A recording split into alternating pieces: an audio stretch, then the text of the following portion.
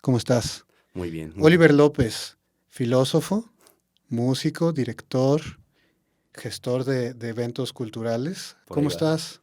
Muy bien, muy contento de estar aquí. Qué bueno, qué bueno. Hace ratito antes de empezar a grabar platicábamos de que estudiaste primero en la UNAM Filosofía. ¿Y qué te hizo venirte para acá?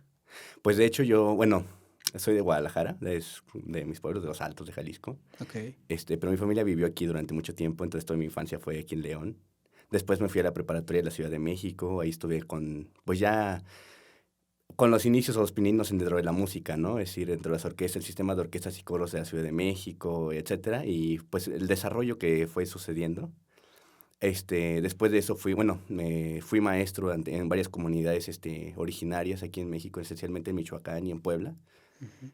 Y bueno, durante ese proceso, pues fui conociendo un poco más sobre todo esto, ¿no? Ya regresé, fui a la UNAM, y ahí pues fue el proceso, ¿no? De ir conociendo y tratando de entender un poco más desde bases académicas, qué es lo que sucede dentro de los contextos multiculturales o pluriculturales de lo que queremos llegar a entender. Tú desde entonces, o sea, ya empezando con la música, fue en ese momento que empezaste ya con los pueblos. No. ¿Desde antes? Fue después. Por ejemplo, durante la preparatoria fue cuando estuve aprendiendo, por ejemplo, composición, arreglos, orquestación. Ujú. Bueno, Manuel Otón Jiménez fue mi primer maestro, literal, durante esos sistemas, en cuestión de orquestación específicamente, ¿no? Y después de eso estuvo Anselmo Mata, uno de los maestros que de verdad le agradezco mucho de todo lo que me enseñó. Terminó ese periodo de ser como el periodo de la preparatoria y estuve 2 años como maestro. Entonces, durante ese momento, fui viendo, o sea, estuve en Michoacán, ¿no? Estuve en Tanecuato, estuve en Zamora, estuve en Los Reyes, y estuve conociendo mucho de las situaciones que estaban pasando en el contexto, ¿no? Como la discriminación, la invisibilización de los pueblos, y en realidad la riqueza cultural que tenía cada uno de esos, específicamente mi musical, que era lo que más me llamaba la atención, Ujú. ¿no? Dentro de esos, o sea, en esas comunidades o en esos pueblos, hacía coros o clases de música o programas así como para poder ayudar a las personas a poder iniciarse dentro de la música académica, es decir, leer y todo, O y sea, tocar tú un les instrumento. llevabas música, Sí, pero ya música verdaderamente como disciplina. O sí, sea, no nada más apréndanse tres acordes, apréndanse las rondas y ya estuvo. sí, tal cual. Ok.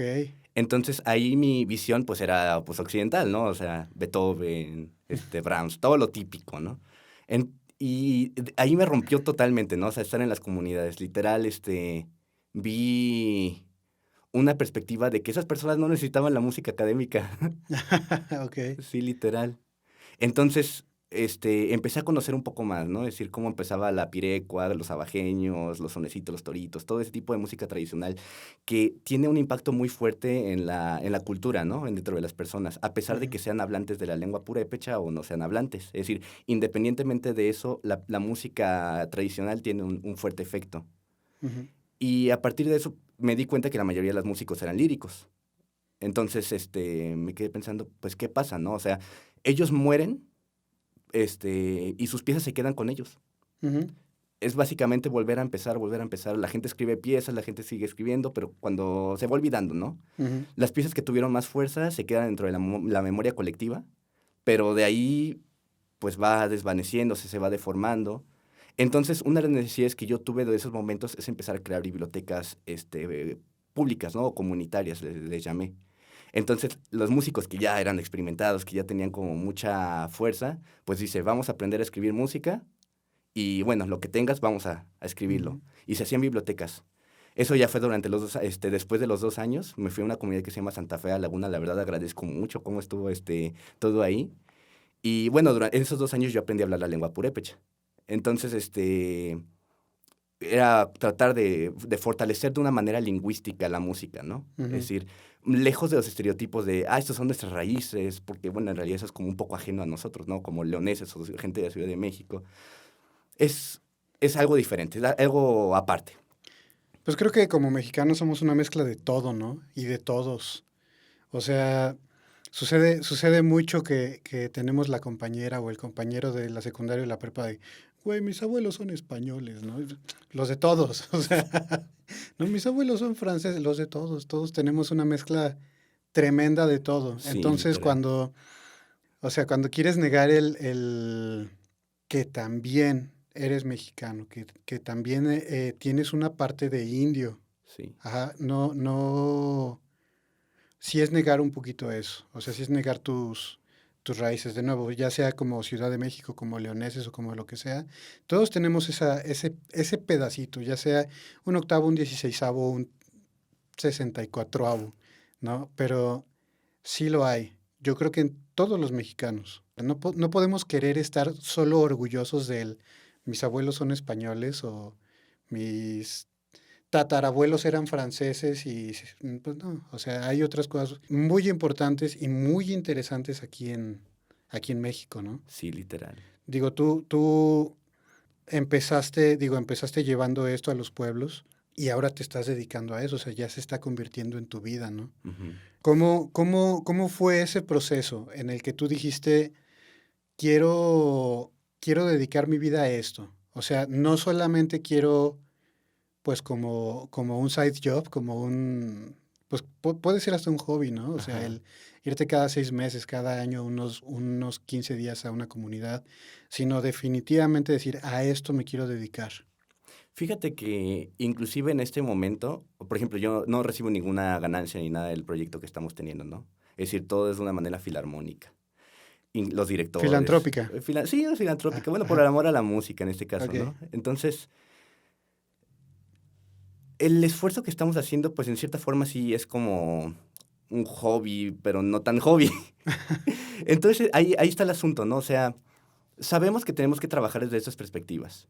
Y, por ejemplo, cuando estuve trabajando en las comunidades, era muy raro que hubiera una persona mestiza o, bueno, allá le dicen tulis o utus, serían como las palabras para decir a una persona que es de fuera y que no habla la lengua o que no es de la cultura, Ok.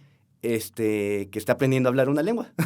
Ujú, Entonces, ahí es el asunto, ¿no? O sea, ¿por qué? ¿Para qué?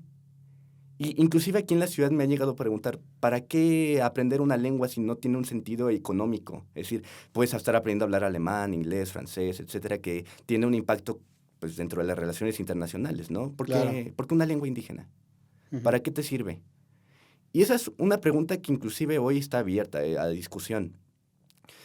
Me baso a partir, por ejemplo, de datos de la UNESCO, en los cuales se crea como ejemplo, márgenes de riesgo para la sobrevivencia de una lengua, ¿no?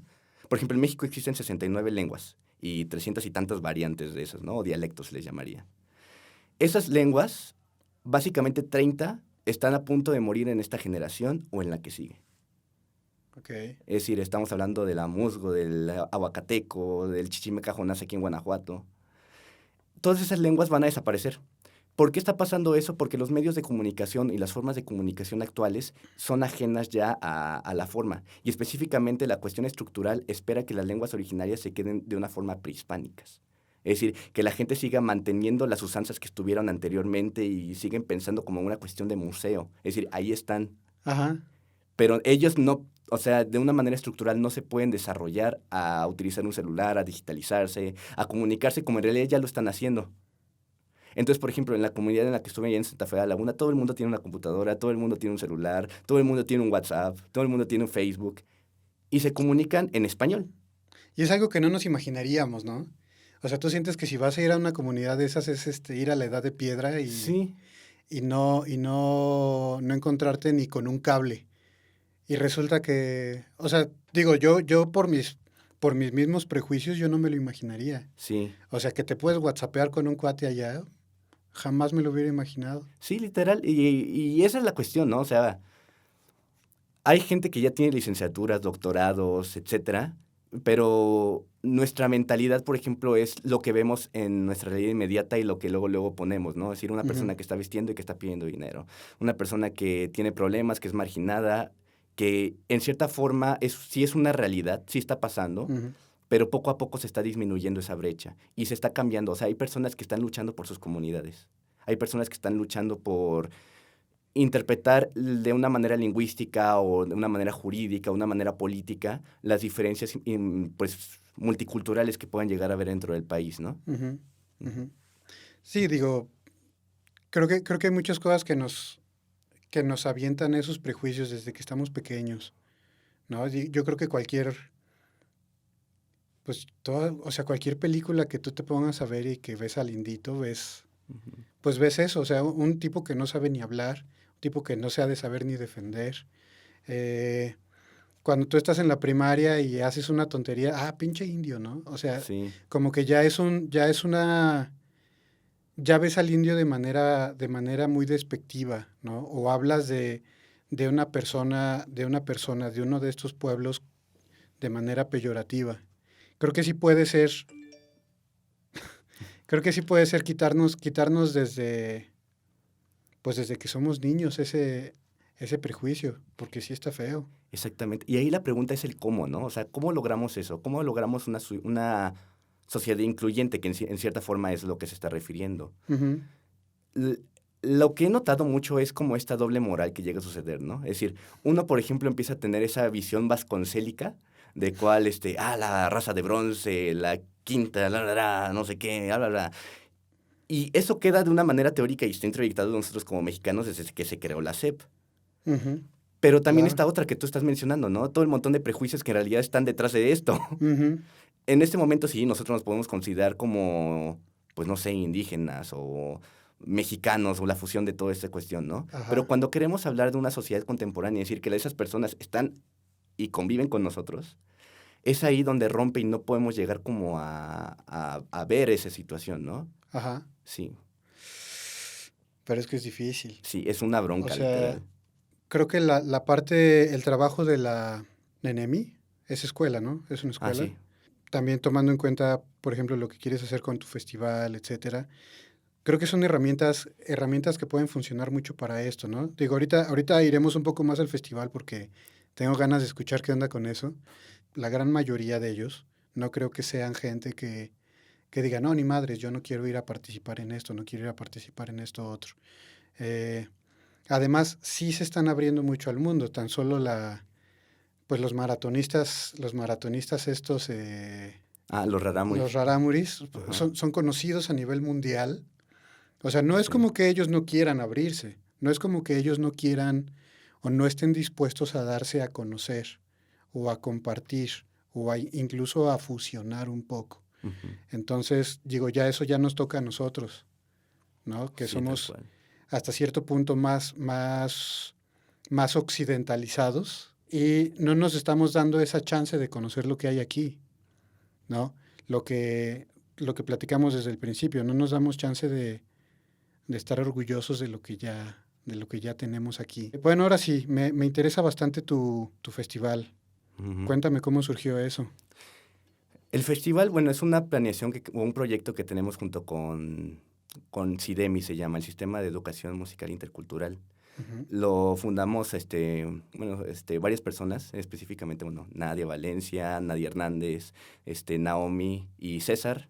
Son los integrantes de este proyecto, ¿no? Es decir, los miembros fundadores que hemos empezado a desarrollar ideas relacionadas a cómo una persona mestiza, es decir, una persona que puede llegar a ser ajena a esto, puede llegar a aportar su granito de arena, porque al final, pues, nuestras decisiones son limitadas, ¿no? ujú, Nosotros no podemos decidir que se va a preservar las lenguas, que esa comunidad va a hacer tal cosa. No, porque eso no nos corresponde. Eso corresponde al trabajo de cada una de las personas. ujú, Lo que a nosotros nos corresponde es empezar a hablar sobre las visibilizaciones, sobre cómo aquellas minorías musicales, en este caso, o artísticas, llegan y pues se derrumban, en cierta forma.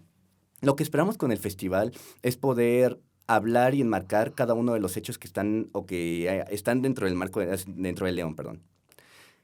Hay músicos que están esforzándose, por ejemplo, hablamos con Cristian la otra vez en el Festival de Cucaracha. Hay músicos que están batallándole y que se están sí, rompiendo los lomos y que finalmente no pueden llegar a trascender. ujú, En este caso, lo que nosotros queremos abordar es, de cierta forma, ese sentido, pero hacia músicos que han sido eclipsados por su género, por su religión, por su lengua, por su etnia. ujú, Es decir, o temas en este caso, ¿no? Es decir, una obra de teatro que está en náhuatl no va a ser escuchada, una obra que está en otomí no va a ser escuchada, una música que está en otra lengua que no sea una lengua occidental va a ser difícilmente escuchada y apreciada, ujú. ¿no? A lo mejor el público que va a tener va a ser ese de que, quiero preservar mis raíces y me interesa ese tipo de Sí, cosas, pues una gran pero llega minoría hasta ahí, ¿no? también. Entonces el festival quiere romper eso, ¿no? O sea, existen muchas culturas en México. Ujú, Y es diferente en Europa, ¿no? Por ejemplo, allá está el multiculturalismo impuesto. Allá lo que se habla es de que pues, en las escuelas tenemos que hablar de que se tienen que cuidar todas las personas y los niños que ya han crecido con esas ideas, ¿no? Aquí en ujú. México esas culturas no llegaron, ya estaban aquí y hemos convivido durante 500 años. Entonces las respuestas que se han dado en ese sentido pues son, en cierta forma, hacer que todos seamos uno mismo, ¿no? Se llama monismo cultural, que todos tengamos una sola música, que todos tengamos una sola lengua, que todos tengamos una forma política, todos tengamos una moneda. Ujú. Y durante 500 años ha sido eso, ¿no? O sea, por ejemplo, cuando Vasconcelos, vuelvo con ese cuate, Sí, sí, sí, adelante. cuando él quiso hacer su proyecto, pues era eso, o sea, educar a todos en español, Ujú, que todos aprendiéramos español y que todos pudiéramos hablar la misma lengua. Muy parecido, por ejemplo, con formas culturales como la de Mao Zedong en China, con su revolución cultural, que fue a todas las comunidades y lo que quiso era, todos van a hablar el chino de mi país, bueno, de mi pueblo, ¿no? El de ujú. Beijing. Sí, sí, sí. Entonces, por ejemplo, zonas del Tíbet que estuvieron en lucha durante mucho tiempo, pasa lo mismo aquí en México, ¿no? Se quiso imponer una sola lengua y lo que pasó, o una sola cultura, Ujú, y lo que pasó fue de que empezaron a fragmentar más el país, ¿no? ¿Por qué es importante la interculturalidad? Esa es la clave, ¿no? ¿Por ujú. qué es importante? Porque nos va a ayudar a poder unificar a pesar de las diferencias. Es decir, el desarrollo económico de cada una de las localidades que pueda llegar a haber en el país van a poder fusionarse, van a poder entenderse. La forma jurídica va a poder tener. Pero es como dice la frase de Napoleón, ¿no? Divide y vencerás. Lo que esperamos con el festival y al menos con el proyecto, por ejemplo, la Orquesta y Coro Intercultural de León es eso mismo. Que las personas puedan llegar a entender que haciendo una sola cosa no se puede ser. Pero para obtener una cosa tenemos que dividir y entender cómo funciona cada una de las facciones. Eso se llama pluriculturalidades, ¿no? Que existan diferentes comunidades o diferentes formas de pensar y a pesar de que piensen de una forma totalmente polarizada, puedan unificarse en un solo hecho. Tremendo dilema. Sí, es difícil, ¿no? Digo, no creo que hayamos llegado jamás a una China maoísta. Digo, era un tipo muy loco, ¿no? Sí. Espero que jamás tengamos que llegar a algo similar. Yo creo que ya no se puede. No, ya está. Sobre todo pegados a Estados Unidos, ¿no? Pero sí, o sea, se ha dado, justamente por estar pegados a Estados Unidos, se ha dado más el peso de las culturas que te pueden enriquecer económicamente. Tú me estás hablando de darles esta importancia, de darles este lugar. Sin embargo, sí tenemos un gobierno, quien sea que esté en el gobierno, quien sea, no falla pues llegó esta empresa y te doy este terrenito, ¿no? No, pero llega esta familia que es originaria y Ujú. oye, güey, pero pues es mi casa, ¿no? No. Ya es propiedad, ya sea, no sé, Monsanto, cualquiera de esas. Sí. De repente esta gente ya no tiene casas porque el gobierno decidió que era terreno del gobierno y la vende. Se está dando tanto, digo, tú que estuviste en la Ciudad de México, no me dejarás mentir, o sea, todo el tiempo hay problemas con campesinos. ¿Por qué? Porque, digo, independientemente de los sindicatos que detesto, Sí. eh, pero todo el tiempo les están quitando tierras, ¿no? Y por lo menos los campesinos se animan a hacer algo. Los pueblos originarios están como digo, les están quitando y quitando y quitando. Y digo, afortunadamente hay proyectos o hay iniciativas como la tuya que está tratando de dar la mano de que no se terminen de caer, pero en realidad más arriba hay cosas que siento que ya nos cuesta más trabajo controlar, son los que, son los que les ponen el pie. Tal cual. O sea, una comunidad originaria le va a costar más trabajo ir y hacer su marcha en Reforma, ¿no? Ir y cerrar las calles, ir y pararse afuera de Palacio de Gobierno. Sí sucede, pero les cuesta más trabajo. Porque sí son gente que si deja sus tierras, se las van a robar. O sea, son gente que si se va una semana a la Ciudad de México a protestar, a lo que se va a regresar, ya no va a tener casa. Es todo un dilema. Y al menos desde esta perspectiva, por ejemplo, ahorita estamos trabajando desde la perspectiva, bueno, sobre compositoras mexicanas, ¿no? Ahorita estamos trabajando con Cuquita Ponce, con Ángela Peralta, con Emiliana de Subeldía. Y durante las investigaciones que he estado realizando, o bueno, que estuvimos realizando, encontramos mucho Y con esto quiero como generar un panorama de qué es la eclipsación hacia los compositores o hacia las personas artísticas, ¿no? Los únicos registros que había, por ejemplo, de las compositoras, era de que participaron en tal concurso, de que hicieron tal cosa en la academia o que formaron parte de listas. Ujú. No hay partituras, no hay biografías. Por ejemplo, hay una compositora que se llama María Garfias. Ella en la Wikipedia aparece que nació en tal año, pero no sabe cuándo murió. Así Ujú. literal. Y de verdad, ella hizo un repertorio enorme, enorme, enorme. ¿Dónde quedaron esas partituras? A lo mejor ¿Quién alguien las sabe? tiene, pero quién sabe. Y la verdad, nuestro propósito es poder difundir esas piezas. Tanto Ujú. de, por ejemplo, de los pueblos originarios, tanto de compositoras, tanto personas que fueron, por ejemplo, de alguna otra religión aquí en México que, pues, solamente por eso los dijeron, no, tú no cuentas. Sí. Hay muchos Digo, casos, de verdad. en ese caso como más histórico sí suelo ser algo ignorante, ¿eh? Digo, eso Es, te lo confieso porque digo, tampoco, digo, también mi educación musical fue bastante Europa, ¿no? sí. Entonces ya cuando me dicen de Felipe Villanueva para atrás, ya es como, güey, pues ¿quiénes son esos güeyes, no? Y no tiene, yo creo que un año, yo creo que tendrá, que Sí, empecé como a buscar y a ver qué onda y así. sí, Y tal hay cosas cual. interesantes, pero tienes razón, no se les dio ese peso que debió habérseles dado, ¿no? Tal cual. Entonces, ahorita lo que nosotros queremos, pues, es poder, por ejemplo, subir a la red todas las partituras que podamos llegar a tener, generar como bases de datos donde las personas realmente puedan acceder a eso. Ujú. Y hay otro problema, la difusión de esas piezas. Es decir, existe la música, pero la gente no la quiere escuchar. Ujú. Es lo mismo, ¿no? ¿Qué personas van a un concierto de música clásica, ¿no? ¿Qué personas van a un concierto a una ópera? Claro, Es la generación de públicos, la creación. Y eso empieza a través de la educación, es decir, a través de las escuelas de música, a través de las formas de pensar de los medios de comunicación. sí. Todo eso tiene que empezar a albergar. Y eso es uno de los propósitos que tenemos, al menos como el sistema de educación intercultural. Es decir, empezar a hablar, empezar a sacar temas, empezar a criticar, empezar a cuestionar. Sí, no, digo, a mí me fascina tu proyecto, felicidades. No, muchas gracias.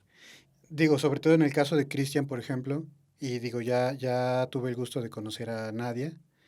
O sea, son gente que son incondicionales del proyecto. Digo, independientemente de que puedan o no estar lucrando con esto, o sea, sí, cuesta mucho trabajo dedicarle tiempo a algo que no te va a hacer rico o que tú no creas que te va a hacer rico. Cuesta mucho trabajo no decir, me consigo mi plaza de maestro y me resuelvo la vida. Cuesta mucho trabajo porque si como bien lo dices, si no tienes público, tú mismo de dónde vas a sacar primero para comer y para seguir continuando con este proyecto. O sea, ¿de dónde estás tú sacando, por ejemplo, ahora para este año? ¿Cómo están consiguiendo todas las plataformas? Digo, todo cuesta, ¿no? Si tú haces tu festival, no solamente es conseguir a la gente que vaya y toque, es conseguir los micrófonos, el audio, las luces, si es que quieres luces, ¿no? Pero la difusión, propaganda, redes sociales, las locaciones. ¿Cómo has hecho para conseguir esto? Todo ha sido donado. Esencialmente, creo que una de las personas que más nos ha ayudado en ese sentido es Rodrigo Calderón, Roy, en la Academia Yamaha. Ujú. Él nos presta el espacio, él nos presta los instrumentos, por ejemplo, cuando vamos a ensayar, o los micrófonos, todo eso, las consolas, etcétera. Y de verdad, o sea, sin ayuda de ese tipo no podríamos. Los lugares donde queremos o donde tenemos las presentaciones, pues son, por ejemplo, acordarnos, ¿no? Decir, pues nosotros tenemos un concierto, lo del final va a ser gratuito, Ujú. lo que queremos es llegar a difundir ese tipo de temas, ¿no? Ujú. Pero finalmente nosotros sí tenemos una necesidad económica, ¿no? En lo personal me gustaría mucho poder pagar a Chela, a Graciela García, que de verdad es una directora maravillosa. Va a venir. Uy, sería maravilloso Va a que... venir a cantar. Sí, Tenemos otro programa ajá, en el que presentamos puros músicos y va a venir a cantar. maravilloso, de Sí, verdad. Chela. Sí, Sí, Chela. excelente. Poder pagarla, o sea, está dando un esfuerzo maravilloso. A Ujú. Cristian, que de verdad ay no, cada problema que tenemos, de verdad. Ahí está, al tiro. Siempre, Ujú. siempre, siempre, siempre. Sí.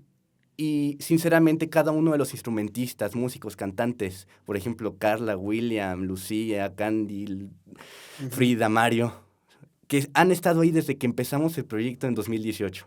No han nunca les he podido pagar ni un solo peso, pero Y están están ahí. ahí, incondicionales. Y sinceramente, de verdad, mi necesidad es poder agradecer el esfuerzo que están haciendo, poder valorar el arte. Ujú. Y es un problema, o sea, es una cuestión nacional. El valorar el arte, el poder pagarle a una persona que se dedica a esto. Pero finalmente queremos llegar a hacer eso. O sea, no me canso, no me canso. Ujú. Y, y no solamente es una cuestión local, no son solo con mis amigos, ¿no? O sea, en lo personal quiero luchar en contra del estereotipo de la música mexicana. Es decir, que solamente sean rancheras, mariachi. Que pueda haber una interacción multilingüística. Que, por ejemplo, en la Feria de León pueda llegar la orquesta Tatabasco a tocar. Ujú. Que las personas Y vayan a puedan... verlos. Sí, que vayan a verlo, que la Ajá. gente disfrute de eso. Esa es la cuestión, ese es el meollo del asunto. ¿Cómo trabajamos los medios de comunicación para desarrollar el arte?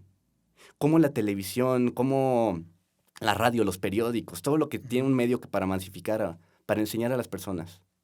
Sí, digo, ya gracias al aparatito que traemos todos en la bolsa, todos tenemos un medio de difusión masivo, ¿no? Entonces, pues sí, ya nos toca aprovecharlo. Tal cual. ¿Ya tienes fecha para esto? ¿Para el Para el festival? festival de este año, Aún no, estamos planeándolo para noviembre. para noviembre. Sí, ¿Por qué? pues para toda la Después planeación. del Cervantino, Sí, todos están crudos, no hay pedo, nos vamos a otro festival. Ok, ok. sí. Estamos apenas, o sea, va a ser nuestro primer festival tal cual. Y pues estamos aprendiendo también en todo el proceso, ¿no? Nadia Hernández nos está ayudando muchísimo. Claro, Sí, ya tiene toda la baraja ahí. me fascina tu proyecto y te agradezco mucho por venir y platicarnos de esto. Está súper interesante. No, hombre, El eso es día de que ti. quieras, estás invitado de vuelta. Como se lo dije a Cristian, me gusta pensar que no es solamente venir y platicar. Me gusta pensar que esto es la parte uno de todas las que quieras. Pues muchas gracias. No, hombre, a ti. Muchas gracias.